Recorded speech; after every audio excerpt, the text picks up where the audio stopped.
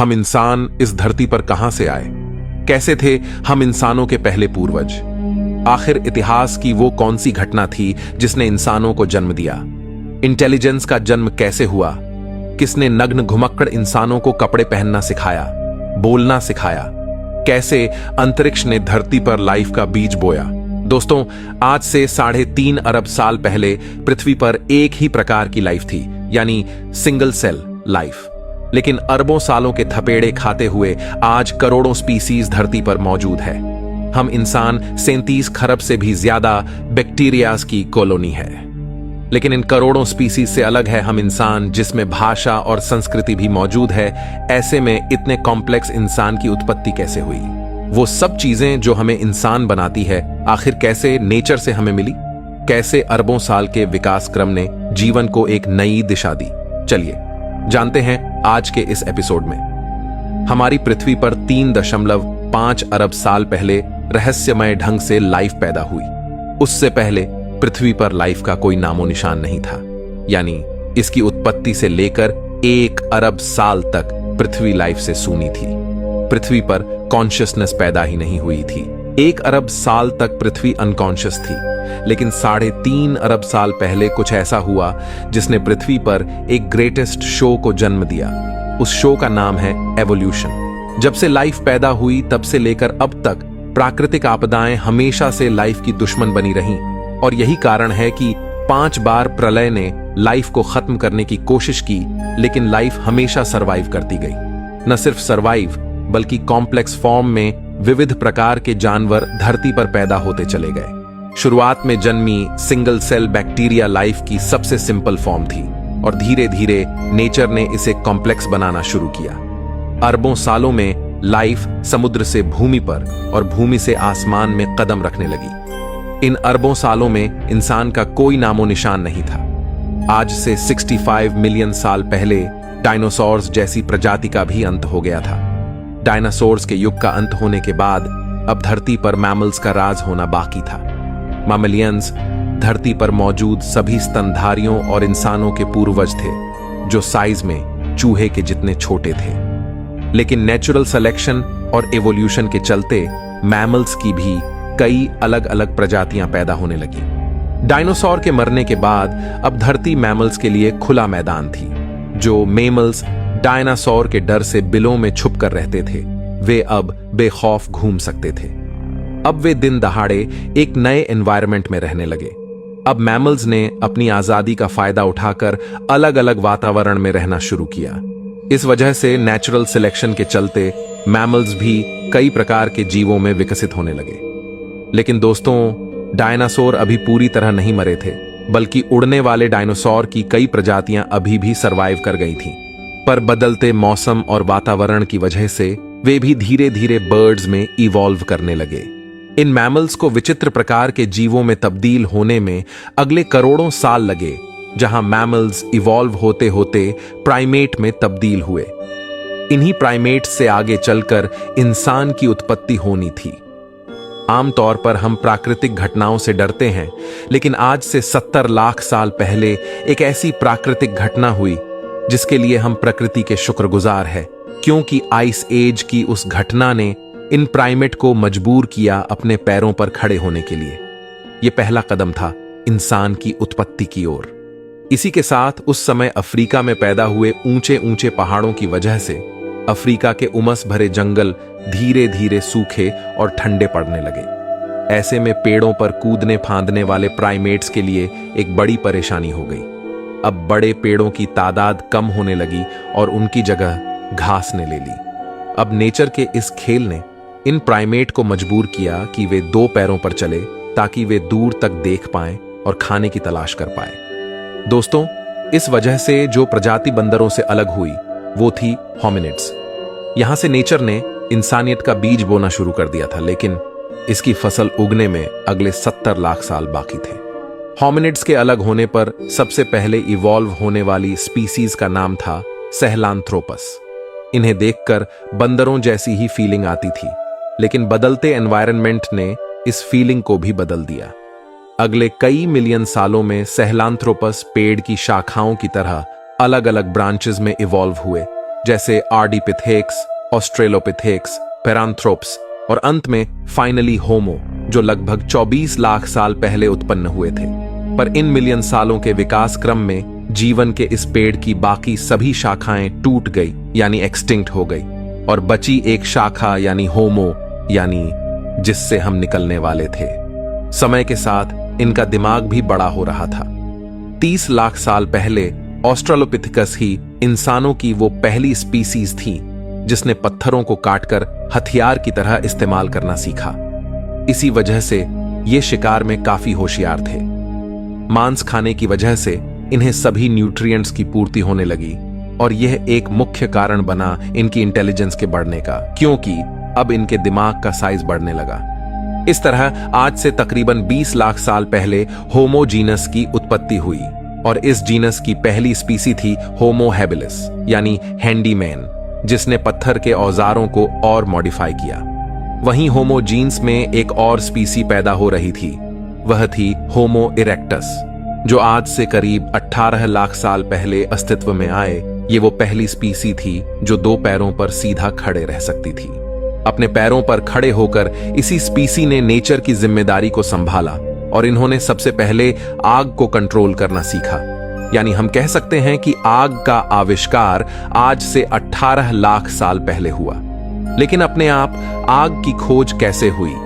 दोस्तों, वैज्ञानिकों के अनुसार यह संभव हो सकता है कि प्राकृतिक घटनाओं जैसे बिजली कड़कना या सामान्य घटनाएं जैसे चकमक पत्थर का नेचुरली आपस में टकराना, जिसे देखकर एक क्यूरियोसिटी जगे कि आखिर ये नई चीज क्या है। अब दिमाग तो इनका बढ़ ही रहा था, ऐसे में क्यूरियोसिटी भी बढ़ रही थी। होमो इरेक्टस और अन्य प्रजातियों को जानवरों का शिकार करना या उससे बचने के लिए एक नई चीज मिल गई थी, वो थी आग। जानवर जो आग से डरते हैं, और इसके प्रयोग से होमो इरेक्टस को एक एडवांटेज मिला कि वो आग का प्रयोग कर खाना भी पका सकता है और जानवरों को भगा सकता है। पके हुए मांस को खाने से उनका शरीर उसे सही से पचा सकता था। इस वजह से इनका दिमाग और अधिक विकसित होने लगा। अब यही ट्रेंड बाकी होमो स्पीसीज ने भी कॉपी कर लिया और उसे यूज लेने लगे, जिससे बाकी इंसानों की स्पीसी का भी दिमाग विकसित होने लगा। इस तरह इवोल्यूशन के चमत्कार से 3 लाख साल पहले 2 सबसे बुद्धिमान स्पीसीज पैदा होती है, यानी होमो निएंडरथलेंसिस और होमो सेपियंस। आज से 1 लाख साल पहले इस समय इंसानों की स्पीसीज ने एक बड़ा फैसला लिया। ये अब तक साउथ अफ्रीका में मौजूद थे। ये वहां से माइग्रेट कर धरती के अलग अलग इलाकों पर जाकर बसने लगे। नए इलाकों में जाने पर इनके सामने नए चैलेंजेस आए, नई क्लाइमेट कंडीशन और खुखार जानवर। अब अपने सर्वाइवल के लिए इन्होंने दिमाग लगाया और नए विकसित हथियार तैयार किए। अब इन हथियारों की वजह से ये शिकार को काट सकते थे और दूर दूर तक ले जा सकते थे। इस समय कुछ और नए चैलेंजेस सामने आते हैं, जैसे हिरन जैसे जीवों का शिकार करना, जिसके लिए एक साथ मिलकर काम करने की जरूरत थी। और इस तरह टीम वर्क में काम करने के लिए एक नए आविष्कार की जरूरत थी, वो थी भाषा। एक दूसरे से कम्युनिकेट करना, और यह भाषा की शुरुआत हुई इशारों से, अलग अलग सिग्नेचर से। यह भाषा की शुरुआत थी जिसे प्रोटो लैंग्वेज कहा जाता है। अब लैंग्वेज जैसी एक नई चीज आने से इन ह्यूमंस ने उसका खूब प्रयोग करना शुरू किया। वहीं लैंग्वेज के और कॉम्प्लेक्स बनने का कारण था ह्यूमंस के बीच इंटरेक्शन, आपस में होने वाले कॉम्प्लेक्स इंटरेक्शन और डिटेल में चीजों को एक्सप्लेन करने के लिए धीरे धीरे लैंग्वेज इवॉल्व होने लगी। अब इंसान की शरीर की ऊर्जा दिमाग पर अधिक खर्च होने लगी, जिससे इवोल्यूशन दिमाग का हुआ। लैंग्वेज की वजह से ब्रेन के कॉग्निटिव पार्ट ने ग्रो किया। दोस्तों, हो सकता है कि लैंग्वेज की वजह से चुगली करने का आविष्कार भी फीमेल्स ने उसी समय किया होगा। लेकिन दोस्तों, अब तक जो ह्यूमन स्पीसीज नग्न घूमती थीं, आखिर ऐसा क्या हुआ जिस वजह से उन्होंने कपड़े पहनना सीखा? वैज्ञानिकों के अनुसार हमारे प्राचीन इंसानी पूर्वजों के शरीर पर बाल अधिक हुआ करते थे, लेकिन धीरे धीरे उनके फर लूज होने लगे। अब क्लाइमेट चेंज होने की वजह से और माइग्रेशन के कारण ठंडे इलाकों में रहने की वजह से इंसानों ने अपने स्टोन टूल्स का प्रयोग करके, वैज्ञानिकों के अनुसार आज से 1,70,000 साल पहले इंसानों ने कपड़ों का आविष्कार किया। अब इंसानों की स्पीसीज में होमो निएंडरथेल्स और होमो सेपियंस ही बची थीं और वे आइस एज के बर्फीले युग से गुजर रही थीं। और फ्रेंड्स, इस तरह लगातार डेवलप होते होते आज से 30,000 साल पहले होमो सेपियंस और होमो निएंडरथल्स में से एक ही स्पीसीज सरवाइव कर पाई। वो थी हम इंसान, यानी होमो सेपियंस।